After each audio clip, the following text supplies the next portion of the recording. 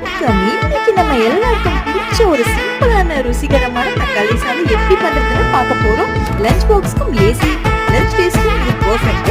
வாங்க வீடியோக்குள்ள போலாம். ஒரு பார்த்தீங்கன்னா குக்கர்ல எண்ணெய் ஊற்றிக்கோங்க. எண்ணெய் ஊற்றின நீட்டு வாக்கு வெங்காயம் ஆட் பண்ணிக்கோங்க, பச்சை மிளகாய் ஆட் பண்ணிக்கோங்க, ஒரு 3 தக்காளி ஆட் பண்ணிக்கோங்க, கல் உப்பு போட்டுருங்க. போட்டதுக்கு அப்புறமா அதை மிக்ஸ் பண்ணிட்டே இருங்க. இஞ்சி பூண்டு பேஸ்ட் ஆட் பண்ணிக்கோங்க, கரம் மசாலா ஆட் பண்ணிக்கோங்க, ரெட் சில்லி பவுடர் தனி மிளகாய் ஆட் பண்ணிக்கோங்க. அதுக்கப்புறம்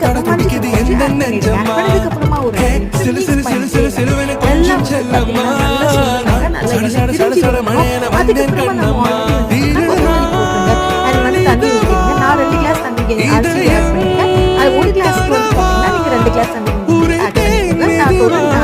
கொஞ்சி கொஞ்சி